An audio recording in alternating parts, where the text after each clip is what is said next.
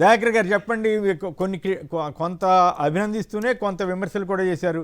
కాళేశ్వరం గురించి ఇప్పుడు శ్రీ రేవంత్ రెడ్డి గారు మాట్లాడాల్సిన అవసరం ఏముంది అనేది చర్చ కూడా వచ్చింది. వీటన్నిటికీ మీరు సమాధానం చెప్పండి. గుడ్ మార్నింగ్ కొమ్మినేని గారు, ఇద్దరు పెద్దలకు కూడా. అయితే ఇప్పుడు ముందు మాట్లాడినవన్నీ అంత మామూలుగానే మాట్లాడాల్సినవి మాట్లాడతారు, అది కామన్. దాన్ని మనం ఇంకా మంచిగా చేసేది ఉంటే బాగుండు అని అంటారు. సరే, ఒక ముగ్గురిని కోల్పోయాను, అది బాధాకరమే. ఇంకా ప్రాణ నష్టం జరగకుండా జాగ్రత్త పడడం ఒకటి. రెండవది, అన్ని డిపార్ట్మెంట్లను కూడా అలర్ట్ చేసినాం ముందు నుంచే. అది ఈ వర్షం వస్తుంది, ప్రిడిక్షన్స్ ఉన్నాయి కాబట్టి మనకు వాతావరణ శాఖ నుంచి వచ్చిన హెచ్చరికలను బట్టే ఎక్కడికక్కడికి కలెక్టర్లు, ఎస్పీలతో పాటు క్షేత్రస్థాయిలో ఉండే ఎంఆర్ఓస్ వరకు మనం ఆర్గనైజ్ చేయగలిగినాం. రెండవది, ఆ వర్షాలు వచ్చేటప్పుడు మంత్రులు కూడా ఏ జిల్లా ఇన్ఛార్జ్ మంత్రి ఆ జిల్లాకు ఎక్కడెక్కడ ఏం జరుగుతున్న అంశాల పట్ల అందరికి కూడా ఆ పని పురమాయించిన మాట అందరికి తెలుసు. సరిగా ఇప్పుడు ఈ పర్యటనకు విషయంకి వచ్చినప్పుడు అది కాళేశ్వరం కామెంట్ చేయడం కూడా వాళ్ళు ఇప్పుడు అది ఎందుకు అనే పరిస్థితిలో ఉన్నది. కానీ వాస్తవానికి కాళేశ్వరం అనేది ఒక రకమైన సమస్యను క్రియేట్ చేస్తుంది కాబట్టి దాని మీద కామెంట్ చేయడం అనేది ముఖ్యమంత్రి గారు చేసిందని నేను అంటా. రెండవది, స్పోర్ట్స్ పాలసీ మీద నిన్న మీటింగ్ అయిన దాని విషయంలో కూడా విమర్శ కేటీఆర్ తర్వాత మనోళ్ళు చేసినట్టుంది. కానీ వాస్తవానికి అక్కడ ఏది ల్యాండింగ్ ప్లేస్లో క్లౌడ్ ఎట్లా ఉందనే దాన్ని బట్టే హెలికాప్టర్ తీసుకొని పోతారు. కాబట్టి ఆ టైము దాదాపు 1.5 hour డిలే ఉన్నది. కాబట్టి ఆ టైంలో కపిల్ దేవ్ గారు మిగతా వాళ్ళు వచ్చారు కాబట్టి దాంట్లో ఒక 5-10 నిమిషాలు ఆన్ ది వే, అంటే ఏది మన బేగంపేట ఎయిర్పోర్ట్ పోయే దారిలోనే అట్లా కనపడి ఫోటోలు దిగిపోయిన మాట. కానీ దాంట్లో కూర్చొని రివ్యూ చేయలేదు. హైదరాబాద్ ఒలింపిక్స్ వేదికగా చేయగలుగుతారా? డెఫినెట్లీ అదే కదా ఫ్యూచర్ కళ, అదే కదా. ఇప్పుడు హైదరాబాదే హైయెస్ట్ పొటెన్షియల్ ఇన్ ఇండియా నాకు తెలిసి. మొన్న మనం ఒక చర్చలో చూస్తే, అంటే నేషనల్ వైడ్గా వస్తున్న వాటిలలో ఎక్కడ ఎకలాజికల్ ఇంబ్యాలెన్సెస్ లేకుండా ఉండి స్పోర్ట్స్కి అనుకూలంగా ఉండే ప్లేస్ నాకు తెలిసి నాగ్పూర్ నుంచి హైదరాబాద్ వరకు డక్కన్ ప్లేట్ తప్పితే మీకు ఎక్కడ కూడా, అది ముంబై కానీ లేకపోతే చెన్నై కానీ లేకపోతే బెంగళూరు కానీ ఎక్కడ కూడా పొటెన్షియల్ లేదు. కాబట్టి మనకున్న ప్లేస్ కూడా ఇప్పుడు RRR టు ORR మధ్యన కూడా పెద్ద ఎత్తున ప్రణాళికలు జరుగుతుంది. అది ఒక ఏంటి వచ్చిండ్రు కాబట్టి వాళ్ళని గౌరవించడం వరకు అది చేసింది. కానీ వాస్తవానికి అది డిలే అయింది కూడా. ఎందుకంటే నిన్న రామచంద్రమూర్తి గారు, కోదండరామ్ గారు కలవడానికి పోయినప్పుడు కూడా ఈ పరిస్థితి ఉందని చెప్పి కలవలేదు. నేను అక్కడ వచ్చినప్పుడు కూడా నేను అక్కడ ఉన్న వీళ్ళ దగ్గర ఒక 5-6 నిమిషాలే అట్లా ఉండి వెళ్ళిపోయిన పరిస్థితి. సరే, అది ఒకటి విమర్శలకు వాళ్ళకి అవకాశం ఇవ్వచ్చు. కానీ శ్రీపాద ఎల్లంపల్లి మీరు చూస్తే ప్రాజెక్ట్, అది దానికి గేట్లు ఉంటాయి, దాన్ని ప్రాజెక్ట్గా కట్టిండ్రు. అప్పట్లో పొన్నం ప్రభాకర్ గారు, కిరణ్ కుమార్ రెడ్డి గారు దాని ఓపెనింగ్కి పోతా అంటే ఉద్యమ కాలంలో మీరు అక్కడికి పోవద్దని చెప్పి మేము తుపాకీతో వేలుస్తాం, హెలికాప్టర్ వస్తే అని బాంబు వేసిన పరిస్థితి కూడా మీ అందరికి తెలుసు. మేము కూడా అప్పుడు జేఏసీలో ముగ్గురం జేఏసీలోనే ఉన్నాం. సరే, అంటే కట్టిన దాన్ని కూడా ఓపెన్ చేయకుండా ఆగిన పరిస్థితి ఇది. సో కానీ ఇక్కడ నేనేందంటే గోదావరి మీద ప్రాజెక్టుల విషయంలో ఎకడమిక్గా ఎన్నో చర్చలు గత 10 సంవత్సరాలుగా వివిధ రకాల నిపుణులతో చేసినప్పుడు ఏదైనా సరే, అది సుందిల్ల కానీ, మేడిగడ్డ కానీ, అన్నారం కానీ, ఈవెన్ దో తుపాకులగూడెం కానీ, సీతారాం ప్రాజెక్టు కానీ, పోలవరం కానీ, గోదావరి విడత అనేది చాలా ఎక్కువ ఉంటుంది. ఇప్పుడు ఎందుకు మనకు కాఫర్ డ్యామ్లన్నీ కూడా పోలవరంలో కూడా కొలాప్స్ అవుతున్నాయి అని అంటే దానికి అంబేద్కర్ గారు అప్పుడే 50నే చెప్తాడు. అంటే నది ప్రవాహము వేగవంతంగా ఉంటుంది, ఉధృతంగా ఉంటుంది. ఇంకా మీకు దిగువ సీలేరు దాటినాక ఇంకెక్కువ ఉంటుంది, పోలవరానికి తాకిడి ఎక్కువ ఉంటుంది.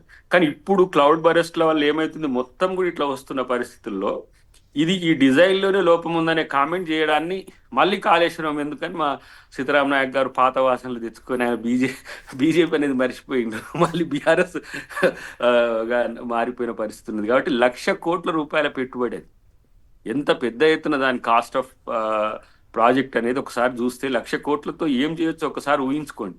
ఊరికే ఏదో మాట్లాడినట్టు 1,00,000 కోట్లు కాబట్టి ఏమవుతుందండి, అయితే ఏంది అన్నట్టు మాట్లాడితే కాదు కదా. 1,00,000 కోట్లు ఉంటే ఎన్ని అభివృద్ధి కార్యక్రమాలు ఉంటుండే, దానివల్ల ప్రయోజనం లేదు. ఓకే, అంటే ఇక్కడ పాయింట్ ఏంటంటే కాళేశ్వరం గురించి ఇప్పుడు వరకు మేడిపల్లి ఇది గురించే మాట్లాడుకుంటున్నాం. కానీ ఇప్పుడు సుందిళ్ళ, అన్నారంలు కూడా అదే తరహా అని చెప్పటం ముఖ్యమంత్రి గారికి తగునా అన్నది ఒక ప్రశ్న వస్తుంది. సుందిల్ల బొంగ పడ్డది సార్. ఎక్కువ మేడిగడ్డ మీద చర్చ చేస్తున్నారు కానీ మేడిగడ్డ. అండర్ సుందిల్ల అండర్ గ్రౌండ్ పొక్కబడి అది కూడా నింపడానికి వీలు లేదు ఇప్పుడు. ఏది నిజమా? 2 పిల్లర్లని ఏం వీళ్ళు ఎక్కడ అంటున్నారు. రాలేదు ఆ విషయం ఎక్కడ రాలేదు? అయ్యో అది ఎప్పుడో అది ఎస్టాబ్లిష్ అయింది. ఒకసారి మీరు ఆ రోజు పేపర్లు చూస్తే అదేంది మనకిప్పుడు క్రస్ట్ నుంచి నీళ్లు బయటికి పోయే క్రమంలోనే ముందునే పెద్ద బొంగ పడింది అప్పుడు. ఏం దేవిప్రసాద్ గారు కరెక్టేనా? ఇప్పుడు నేను ఏమంటున్నా కొమ్మినేని గారు, ఏ ప్రాజెక్ట్ అది వాస్తవమా కాదా? వాటరు ఎప్పుడు అటువంటి విషయంలో సాంకేతిక పరమైనటువంటి సూచనలతోనే నీళ్లు నింపుతారు. ఎక్కడైనా బుంగలే మన అద్దెంకర్ గారు కొత్తగా చెప్తున్నారు, అక్కడేదో పెద్ద బుంగ పడ్డది, ఇది మరి ఘోరం. సహజంగానే ప్రాజెక్టులకు అక్కడిక్కడ వస్తాయి కొమ్మినేని గారు, ప్రతి Okay. ప్రాజెక్టుకు వస్తాయి. ఏ ప్రాజెక్టుకు రాకుండా ఉండవు. బుంగలన్న పడతాయి, లేకుంటే ఇంకోటన్న పడుతుంది, చిన్న చిన్న ఇబ్బందులు వస్తాయి. అవి సహజం. ఎక్కడైనా ఏ ప్రాజెక్ట్ మీరు ప్రపంచవ్యాప్తంగా ఏ ప్రాజెక్ట్ ఇంటాక్ట్ గా Okay. నువ్వు మెయింటెనెన్స్ చేయకుండా ఉండేటువంటి అవకాశం ఉండదు.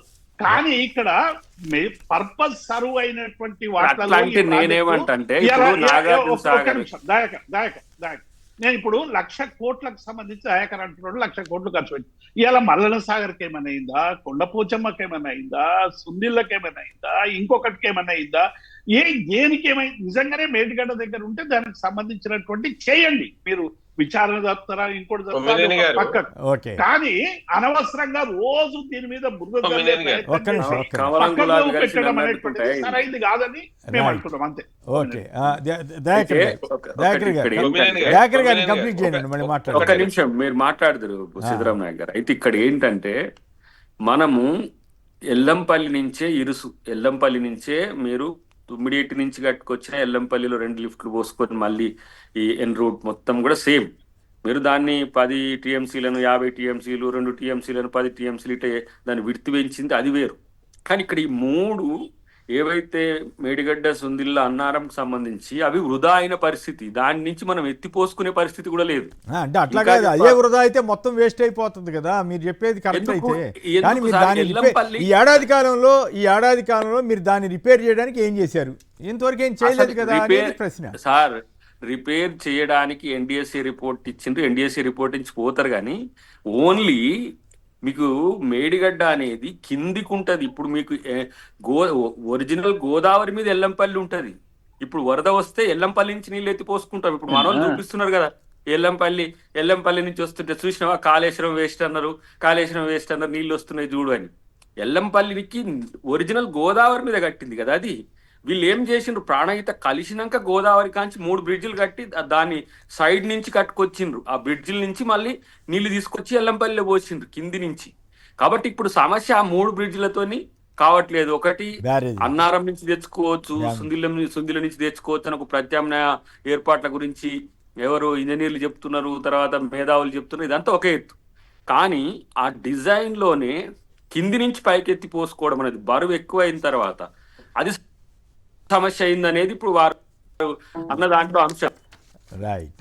రెండోది ఏంటంటే సార్, 1 lakh crores మనం పెట్టిన తర్వాత వాళ్ళు భాగానికి అన్నారు. ఇలా మీరు చూస్తే ఎల్లంపల్లి నుంచి మిడ్ మానేరు కొట్టుకపోయింది. మొదట్లోనే మనం చూసినాం. మిడ్ మానేరు కూడా కాంగ్రెస్ కట్టింది, మానేరు కాంగ్రెసే కట్టింది. అక్కడి నుంచి ఇక్కడికి ఎన్ రోడ్ లో కెనాల్ తవ్వగలిగింది. కానీ ఇలా మీకు ఎక్కడ సార్ కొండపోచమ్మ అట్టనే ఉండే, ఇంకా మల్లన సాగర్ ఇంకా కంప్లీటే కాకపోయా. రంగనాయకం అయిపోయింది, సిద్దిపేట కాబట్టి మనోడు చేసుకున్నాడు హరీష్ రావు. ఇంకా మల్లంపేట అని ఒకటి ఉంటుంది, ఇంకా 2-3 ప్యాకేజీలు ఇంకా అసలు కంప్లీటే కాలే. కానీ కాళేశ్వరం కట్టేసినాం, 1 కోటి ఎకరాలకు వచ్చేసిందని. ఆ బ్రిడ్జిలు నడుస్తలేవు. కాబట్టి ఇప్పుడు మీరు ప్రాజెక్టు కట్టిన ఎల్లంపల్లిలో వరద ఎట్లా వస్తున్నది, ఎక్కడన్నా మేడిగడ్డ వరద అని, లేకపోతే సుందిల్ల కాడ వరద అని అన్న గేటు లేపితే మన ప్రకాశం బ్యారేజ్ టైపే. బ్యారేజ్ వేరు, ప్రాజెక్టు వేరు. ప్రాజెక్టు కట్టితే ఇంకా కొంత నీటి నిల్వ ఉంటే అదొక సమస్య ఉంది. దానికి టెక్నికల్ గా సాధ్యం కాదు కాబట్టి కేసీఆర్ గారి గవర్నమెంట్ ఆల్టర్నేటివ్ గా ఈ 3 బ్యారేజెస్ ని ప్రపోజ్ చేసి, అటువంటిప్పుడు తమ్మిడి హట్టి దగ్గర ఎందుకు? తమ్మిడిహెట్టి దగ్గర వరద ప్రవాహం ఇప్పుడు వినండి, దయాకర్ చెప్పేది అసలు తమ్మిడి హట్టి దగ్గర ఉండదు. ఎందుకు మరి కొత్త ప్రపోజల్? ప్రాణహిత యాడ్ కాదు, ప్రాణహితలో కనీసం 300 దయాకర్ గారు, పైచిలకు నీళ్ళు దయాకర్ వస్తాయి. ఓకే అక్కడ మీరు కట్టింది దయాకర్ అక్కడ ఏంది దయాకర్ గారు. క్రస్ట్ లెవెల్లో 100 MSL దగ్గర కట్టిండ్రు, ఇంకా పైకి కట్టాల్సింది. అప్పుడు అందరు మొత్తుకున్నారు, ఏడైనాడు ఆయన ఇంజనీరా, ఆయన మొత్తం ప్రాజెక్ట్ కట్టిన ఆయన ఇప్పుడు నాకు తెలియదు అంటున్నాను. కట్టుకు సార్ ఎట్లా కడితేంది సార్? అది ఉన్నది పోచారం ప్రాజెక్ట్ ఉన్నది సార్, ఎప్పుడో వెనకటికి నిజాములు కట్టిండ్రో ఏదో, నిజాం సాగర్ కూడా వెనకటికి ఎప్పుడో 100 సంవత్సరాల క్రితం కట్టినాయి, ఇంకా పోస్తున్నాయి సార్ అవి. ఇప్పుడు శ్రీరామ్ సాగర్ ఏమైనా సమస్య అవుతుందా? అంటే అట్లా కాదు, అట్లా కాదు. గోదావరిలో నేల స్వభావం వేరు, మిగతా చోట్ల ఉన్న స్వభావం వేరు, దాన్ని కూడా మనం దృష్టిలో ఉంచుకోవాలి. నేనేమంటున్నా అంటే ఆ సాయిల్ టెస్ట్ అనేది, అది ఫీజిబిలిటీ టెస్ట్ అనేది, ఇవన్నీ కూడా ముందు చాలా మంది ఎక్స్పర్ట్స్ అంతకు ముందున్న ప్రభుత్వంలో పనిచేసిన వాళ్ళు, అది రాజశేఖర రెడ్డి గారి ప్రాణహిత చేవెళ్ళ ప్రాజెక్ట్ అది. ఓకే. అది అంబేద్కర్ సుజల శ్రవంతి పేరు మీద ఆయన కట్టిన ప్రాజెక్ట్ అది. దాని పేరు మార్చి కాళేశ్వరం అని పెట్టుకుంటే ప్రాజెక్ట్ ఎట్లా మారిపోద్ది? అవన్నీ కూడా ఆయన చేసినాయి కదా. డిజైన్స్ ఆ కూడా రోజు మార్చారుగా. ఆయన తీసుకొచ్చిన డిజైన్ మార్చి వేరే చోట నుంచి డిజైన్ చేశారు. డిజైన్ కూడా ఏం లేదు సార్, ఎల్లంపల్లి పైనుంచి వచ్చే మైలారం ఒకటి ఎత్తిపోసుకొని ఇంకోటి ఎత్తిపోసుకునే దాన్ని కిందికి పోయింది అంతే. ఓకే. ఈ కిందికి పోయిన కాంచి ఇప్పుడు మొన్న కన్నెపల్లి పంప్ హౌస్ ఎత్తిపోయలేక అది వచ్చింది, మళ్ళీ దాన్ని బాగు చేసిండ్రు. ఆయన చేసిన డిజైన్ మొత్తం వ్యాప్కోస్ కానీ సిడబ్ల్యూసి కానీ అన్ని ఒప్పుకున్న పరిస్థితి. ఇప్పుడు మళ్ళా మీరు వార్దా దగ్గర ఇదే 9 దగ్గర మీరు ప్రాజెక్ట్ కట్టి ఎత్తిపోయండి, శ్రీపాదెల్లంపల్లి నుంచి ఎలాంటి వరదలు ఉండవు. ఎందుకంటే ఇక్కడ 2 నదులు, ప్రాణహిత ఉంటది, ఇంకో నది వస్తుంది. అక్కడికి వచ్చిన తర్వాత నీటి యొక్క వేగం పెరుగుతుంది, అందుకని అవి పోతున్నాయి. ఇలా దేవాదులో మనం లిఫ్ట్ ఎందుకు పెట్టుకున్నాం? దేవాదులో కూడా ప్రాజెక్ట్ కట్టుకోవచ్చు కదా. తుపాకులో కూడా ఎందుకు ప్రాజెక్ట్ కట్టుకోవట్లేదు? ఇప్పుడు ఎందుకు ఇచ్చంపల్లి అని అనుకుంటున్నాం? ఇచ్చంపల్లి కూడా ఇప్పుడు మనకు పోలవరం లెక్కనే అవుతుంది. చాలా 2-2.5 కిలోమీటర్లు మనం విడ్త్ చేసుకోవాలంటే అది ఒక్కోసారి ఉధృతంగా గోదావరి వచ్చినప్పుడు ఎవ్వరు కూడా ఆపలేరు దాన్ని. కాబట్టి ఇవన్నీ కూడా టెక్నికల్ అంశాలు ఉన్నాయి.